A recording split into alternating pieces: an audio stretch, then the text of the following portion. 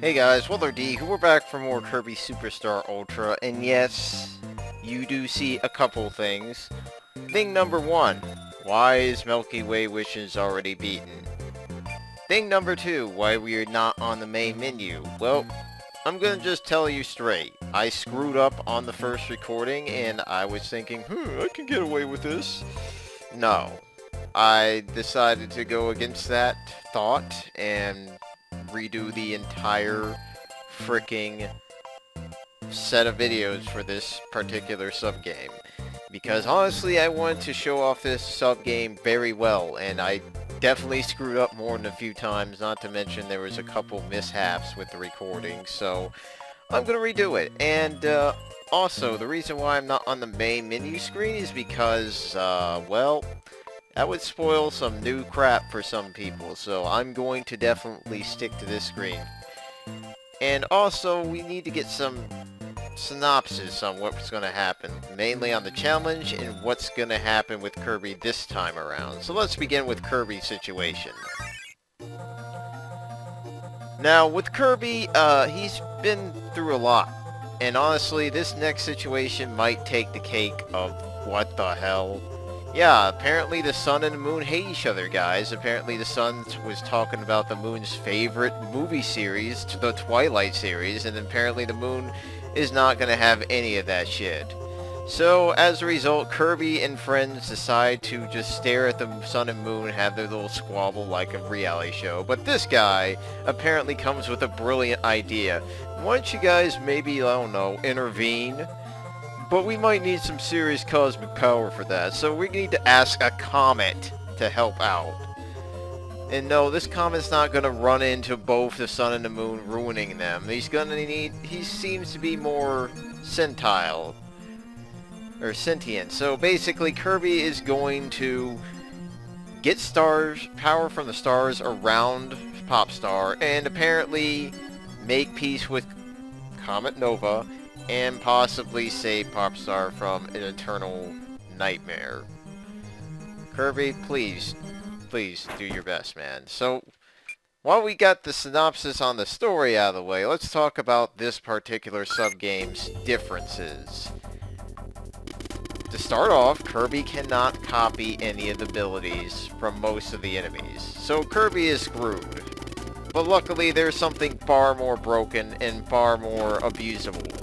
Copy Essences Delxue. These things are broken because it allows you to use an ability over and over and over again if you want.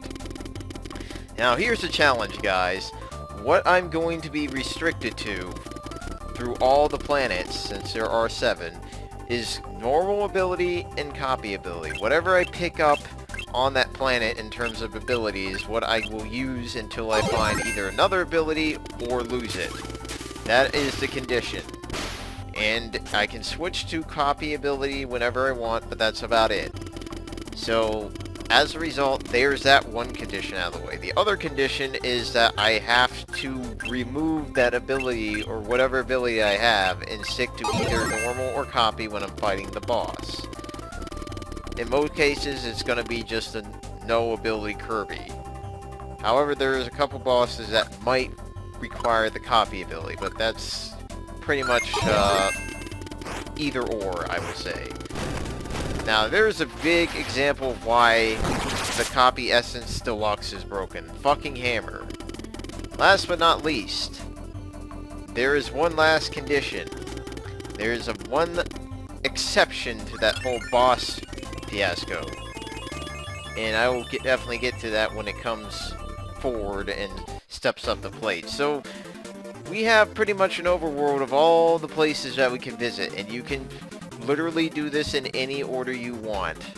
It's preferable that you do it in the order that it seems to present itself, which is the grass planet and your water planet. You might want to start that way because the planets do get pain in the ass, like for instance Flame Planet Hotbeat. We will not be talking about that just yet.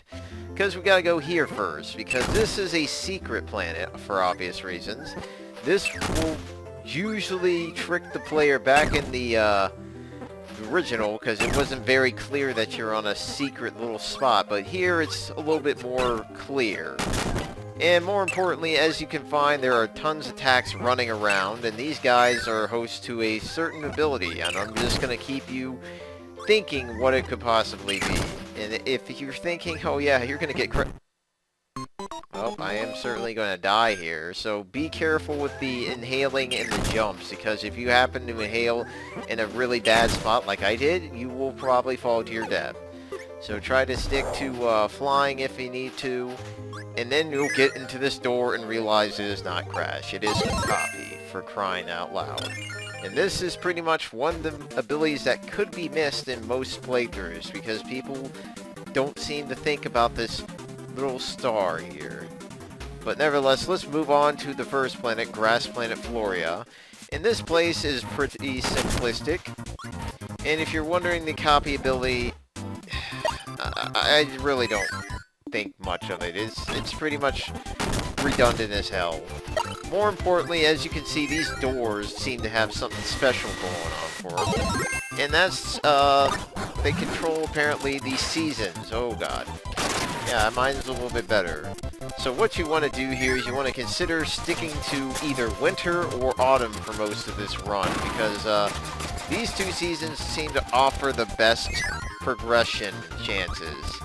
And also, winter also offers this nice little ability, so you might want to consider that.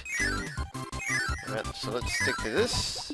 And yes, as you can see, some trees will start to be less than themselves, and definitely want to try to take advantage of that, because, honestly, you're not making much advancement until you figure out the whole puzzle. Also, winter seems to host the fighter ability, which is kind of nice, because it just makes sense with what fighters usually do to ice blocks. They usually shatter them into small bits and pieces, like so. So once you get this 2 ability, you're pretty much more than halfway done with the little search, but you still want to keep going until this particular door. And you just want to check out Summer at least once, because this tree apparently lost half its roots and embedded the frickin' color ability, which we will keep around for the rest of this map, because once you get to this point, this place is more or less over. And honestly, I'm kind of glad, because this is pretty short and sweet. Once you get back to autumn, bam, we're done. But we have to get rid of the ability first, and then get rid of our partner, because that too is kind of a condition. I can't rely on partners, especially when you're fighting bosses. And Twin Woods is our first rehash. Yes, all the bosses in this particular subgame are rehashes, or just flat out copies. These guys seem about the same in HP, but they definitely are a little bit more threatening if you don't have an ability, because these little damn bugs are going to cause a lot of hassle for you. Mainly due to the fact that if you try to inhale the bugs, you will take damage, because, well, apparently Kirby is really dumb around them and pretty much gets shot for, like, having the bug hits him in the forehead. Also, watch out for the fucking puff spam, because that will really kill you. That is the most dangerous attack from these freaking Twin Woods, and they can, like, double team you with it, so it's really nasty. Also, the Gordos are probably the second most threatening thing, because if you happen to hit them while you have something in your mouth, you'll spit out that awesome fruit that you wanted to use on Wispy, or Twin Woods anyway. God, these guys are annoying. So yeah, just be very careful. Just try not to fight these guys without an ability, or else this fight's going to be a lot harder. Other than that, Kirby wins. And then we do this sacred tribal thing. Kirby dances for the Star Rod's love, and apparently it's successful, because the Star Rod's like, thumbs up!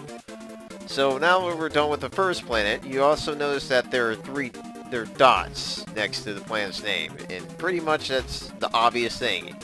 If you fill up the dot, you found the ability. So you want to make sure that all those dots are orange before you move on to the next one, because honestly, you should not be missing out on abilities unless you're really lazy and don't want to find, or do not want to explore every nook and cranny. And then we're in Aquarius, and this place is certainly fitting the bill. It's exactly as you would expect a water plant to be, full of it. Now, thing that sucks about this place is that undertow is a pretty bad thing here, especially with this underwater section. So be careful to not get sucked into the death pits, because granted it's not going to kill you, but, well yeah it will, but at the same time it shouldn't be hard enough, it should be strong enough to really just suck you right in, just fight against it. Now this ability is fitting for this particular area, mainly because it's the best ability underwater. There's no doubt how good this ability is underwater for Kirby. The fact that Kirby has 2 ways to attack underwater, it gives him a ton of range. Not to mention there's this nice little swirly star action, which makes it all the more effective in range. So it's easily a great asset to begin with on this particular stage. There is another ability that will also help Kirby underwater, but not as much as this. This thing takes the fucking cake. There is nothing comparably good to Parasol when it comes to underwater action. Unless you happen to be a helper and pretty much ruin that, because helpers can use their abilities underwater regardless. Hey, say hello to the Mennonites, guys, because this is the only time you'll ever meet these guys, well, besides in Revenge of Mennonite, without a freaking life bar attached to them.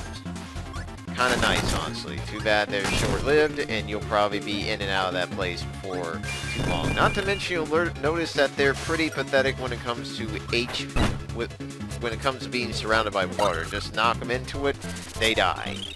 Now we have to fight this guy, who seems to be a little bit faster. I don't know, he definitely has a different palette, so just watch out for the fist, as always. Definitely watch out when he starts going frickin' overdrive. And he'll eventually be dead like that, and you can get Sword. Sword, I'm so glad to see. Unfortunately, that guy was not very aware that Sword does not protect him against spikes. Excuse me. That's one thing that sucks about this particular section. This guy will always be a pain if you don't happen to clear away everything. So, try to make a habit there, otherwise you're gonna have... Don't not do that, buddy. So yeah, just be careful around here on the way out. And just totally ignore all these assholes as you head into this doorway. Because now we're in a door maze, and what I would suggest you do, guys, is just to find 2 things. A, that obvious beam ability. If you actually have trouble finding this, again, God help you, because seriously, it's right there. You actually already know the route.